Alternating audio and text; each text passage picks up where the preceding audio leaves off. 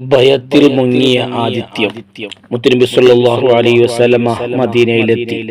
Medina നിവാസികൾ ഒന്നടങ്കം സന്തോഷത്തിലാണ്. മദീനയിൽ നബി സല്ലല്ലാഹു അലൈഹി വസല്ലമയെ സ്വീകരിക്കാൻ ഭാഗ്യം ലഭിച്ചത് അബൂ അയ്യൂബ് അൽ അൻസാരി റളിയല്ലാഹു അൻഹുവിനായിരുന്നു. വളരെ നല്ല രീതിയിൽ സന്തോഷത്തോടെ സ്വീകരിച്ചു. വേണ്ട സൗകര്യങ്ങളൊക്കെ ചെയ്തു കൊടുത്തു. തിരുനബി സല്ലല്ലാഹു അലൈഹി വസല്ലമ വീടിന്റെ താഴെ നിലയിലും അബൂ അയ്യൂബ് അൽ അൻസാരി റളിയല്ലാഹു അൻഹു മുകളിൽ നിലയിലായിരുന്നു താമസിച്ചിരുന്നത്.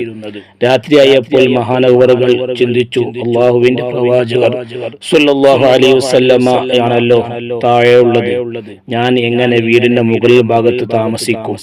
അബൂ അയ്യൂബ് അൽ അൻസാരി റളിയല്ലാഹു അൻഹുവിന് അന്ന് ഉറങ്ങാൻ സാധിച്ചില്ല. ഞാൻ മുകളിൽ ഭാഗത്ത് ഉറങ്ങുന്ന സമയത്ത് വല്ല വസ്തുക്കളും തിരുനബി സല്ലല്ലാഹു അലൈഹി വസല്ലമയുടെ ദേഹത്ത് വീണ് അവിടത്തേക്ക് പ്രയാസം അനുഭവപ്പെട്ടാലോ എന്ന് മഹാനവറുകൾ ഭയന്നു.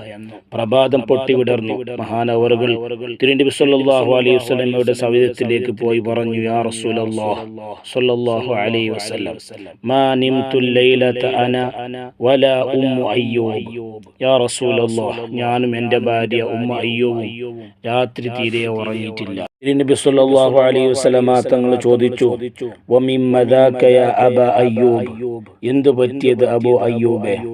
വളരെ ലജ്ജയോടെ അബൂ അയ്യൂബ് അൽ അൻസാരി റളിയല്ലാഹു അൻഹു പറഞ്ഞു, നബിയെ, ഞാൻ മുകളിൽ കിടന്നുറങ്ങുന്ന സമയത്ത് എന്റെ ചലനം കൊണ്ട് പൊടിപടലങ്ങൾ അങ്ങയുടെ ദേഹത്ത് വീണ് പ്രയാസപ്പെടുമോ എന്ന് പേടിച്ചിട്ടാണ് ഞാൻ ഉറങ്ങാതിരുന്നത്. മഹാനവറുകൾ തുടർന്ന് പറഞ്ഞു, ബി അബി വ ഉമ്മി ഇന്നി അക്റഹു അൻ അകൂന ഫൗഖക വ തകൂന അസ്ഫല മിന്നി.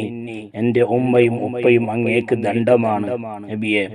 ഞാൻ അങ്ങയുടെ മുകളിൽ, അങ്ങ് എന്റെ താഴെയുമാകുന്നത് ഞാൻ ഇഷ്ടപ്പെടുന്നില്ല.